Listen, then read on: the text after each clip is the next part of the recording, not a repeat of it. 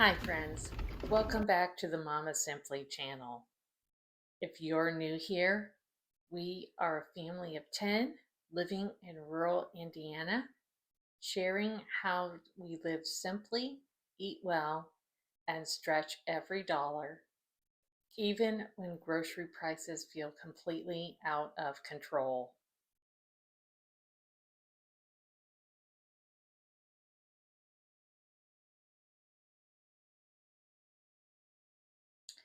This month, gas prices reached record highs in Indiana, and grocery and everything is going up.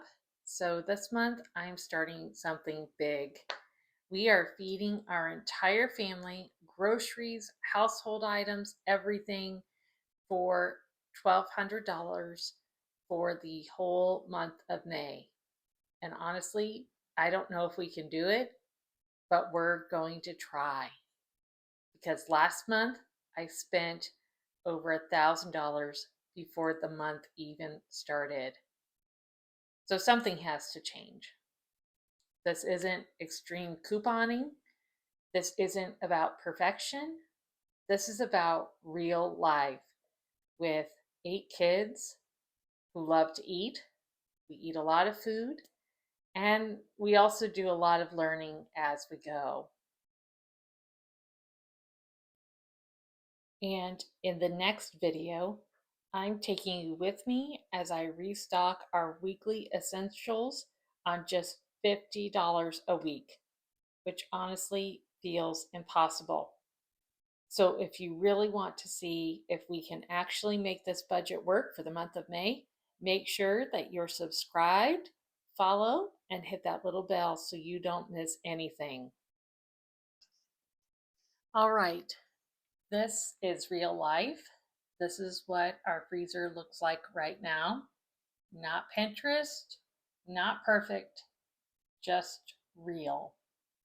We do have a decent amount of meat stocked up, which is honestly the only reason this challenge is even possible.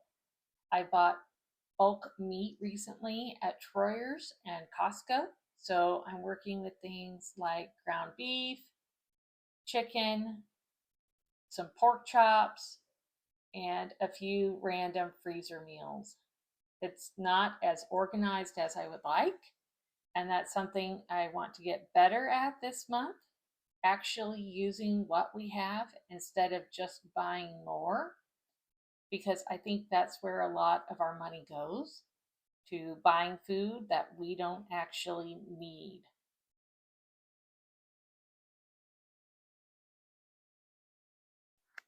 And this is my second freezer that I have, and in this freezer I stock up chicken. I have lots of chicken in here. I have some pork chops in here. I got those from Troyer's. I also have some pork roast saved up, some chicken legs. These also came from Troyer's. And then I have some bacon down in these drawers. I have 2 rows of bacon that we got from Troyer's. So we are stocked up on the chicken and the pork products. So plenty of bacon. And then I also have hamburger buns that I picked up from the Aunt Millie's outlet when I went there last. And then I have turkeys and hams also left over that I bought back in December. And so I have about 9 turkeys in the freezer. So my plan going forward for this month is that we're going to use the food that we have in our freezer and try to use that up first. All right, now for the pantry check. And this is where things get really interesting. We have a lot of random ingredients like partial bags, extras, things I forgot that we even have. I have plenty of pink salmon from Lent, and then I also have tuna left over, and just lots of random ingredients. And honestly, this is exactly why I wanted to do this challenge, because we have food, we just don't always use it well. I see things like pasta, we have plenty of canned goods, we have baking supplies, snacks that disappear way too fast, things that just aren't really in the places where they should be. But what I don't have is a clear plan. And without a plan, we overspend every time. So this month, I'm not just grocery shopping, I'm building up meals from what we already have on hand first.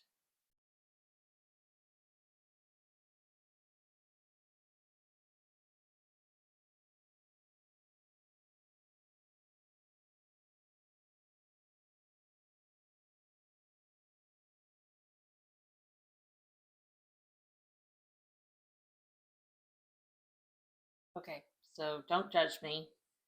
This is the fridge. It's lived in. We've got leftovers, random containers, half used ingredients, lots of condiments. And again, this is where a lot of the money gets lost. Nobody can seal any of the bags. Food gets forgotten, food that doesn't get eaten. So part of this challenge isn't just spending less, it's wasting less and using what we already bought and being more intentional.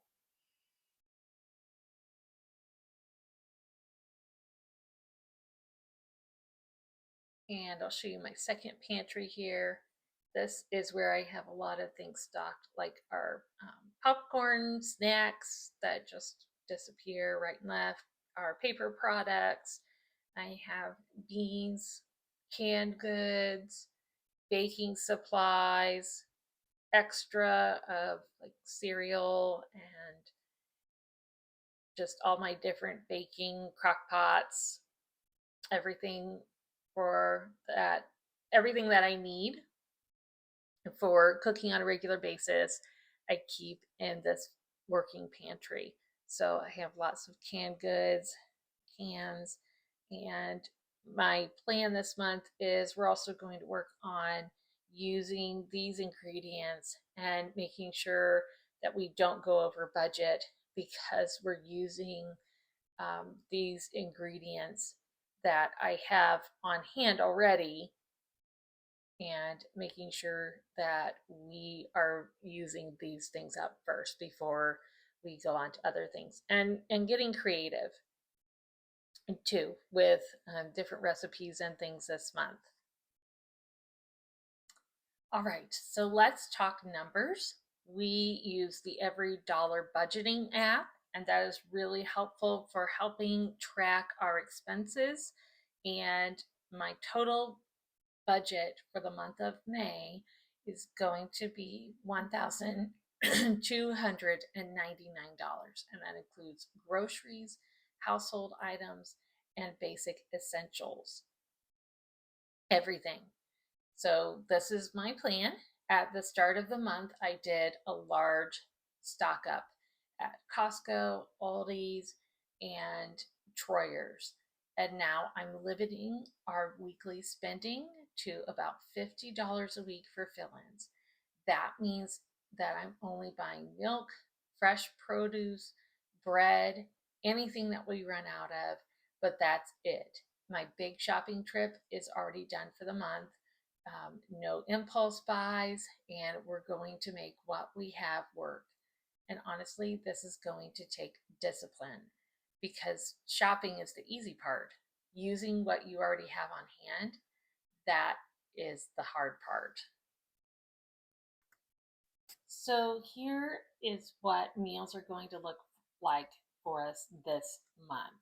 I'm keeping our meals simple, filling, and repeatable.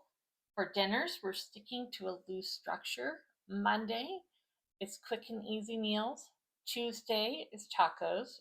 Wednesday is pasta. Thursdays are sheet pan or casserole meals.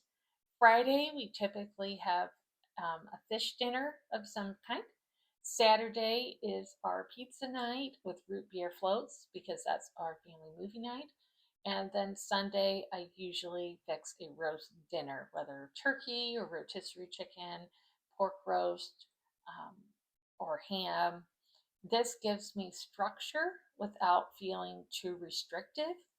Then for breakfast, I'm planning eggs, oatmeal, toast, bagels with boiled eggs, and we usually have pancakes on Sundays. And lunches are simple. We are just going to have sandwiches, leftovers, easy things that the kids can grab. Nothing fancy, just feeding a lot of people in a way that works for our family. What do you think? It's good. Will you eat this for dinner? Maybe. Maybe. I think sometimes we feel like we have to do everything perfectly, perfect meals, perfect budgets, perfect systems, but that's not real life, especially in a large family. This is going to be messy. We're going to make mistakes. We might go over budget, but we're going to learn and hopefully get better.